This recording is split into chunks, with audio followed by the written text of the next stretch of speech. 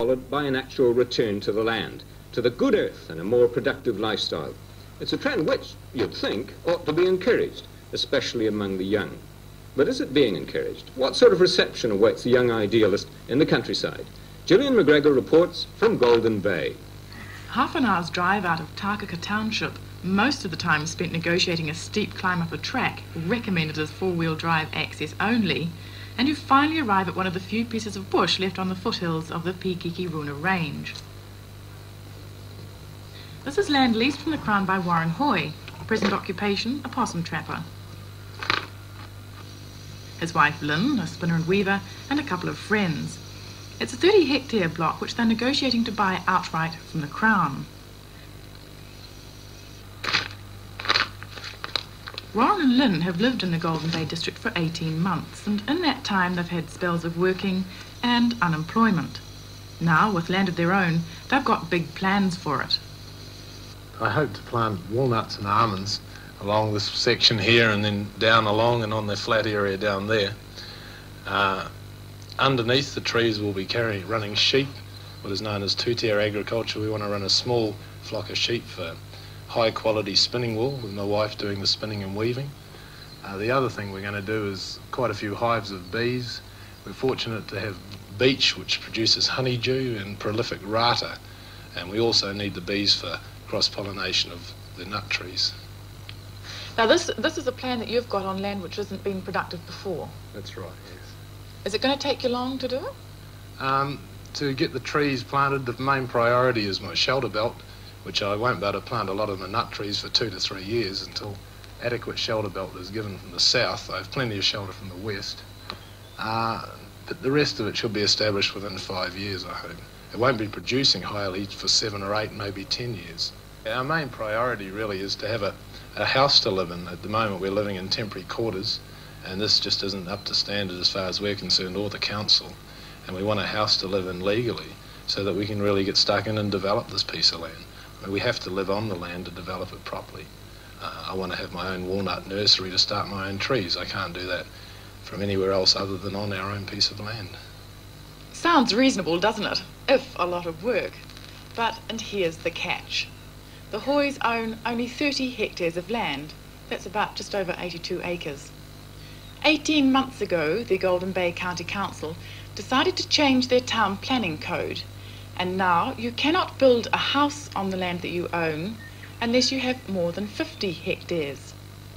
So, what was the Hoys to do?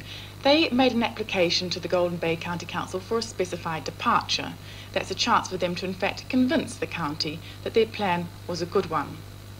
They went ahead and did it. They employed the services of a solicitor to do it, cost them good money, and they did a lot of work as well to support their application. Only to be told no. As far as the Golden Bay County Council were concerned, it may have set a precedent, and it wasn't in the public interest. Although how, they didn't say. Well, naturally we're really disappointed. We're the ones that have got to do all the hard work. We've got to earn the money to develop the land. The experts are behind us, agricultural departments behind us, nut tree associations behind us. I mean, we're just pioneers. New Zealanders are proud of pioneering. Well, I thought they were. And now, suddenly, pioneering in New Zealand is illegal. Well, we sought a reaction to that story from the Golden Bay County Council. Find out how they reacted in Part 2.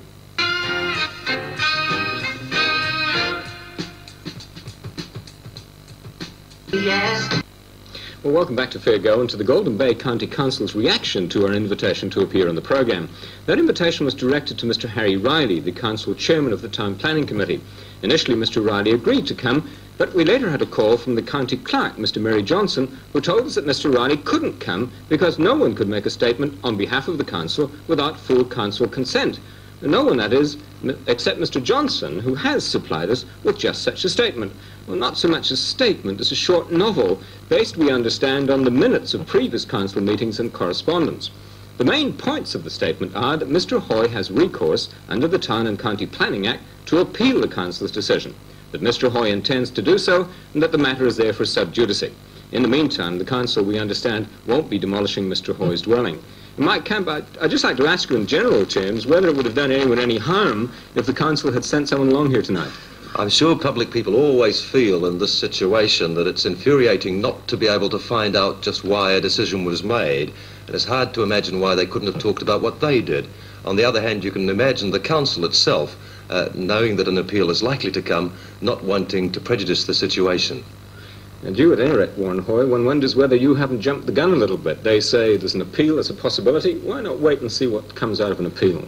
Well, I can't afford the minimum cost of at least $300 for lawyers, etc. I feel the money should be spent on development. I've already spent a lot of money, and why should you spend so much money trying to convince councillors with a complete lack of understanding for alternative agriculture? Are you alone in this situation, or are there others in the same sort of boat? Oh, I think there's quite a few people in Golden Bay facing this situation, mostly young people, and the council seems to be trying to drain their funds dry by forcing them to go to the appeal board. Are you dispirited, or are you going to keep plugging away? I'll keep into it. You'll keep into it, and we'll keep following what happens in that particular confrontation.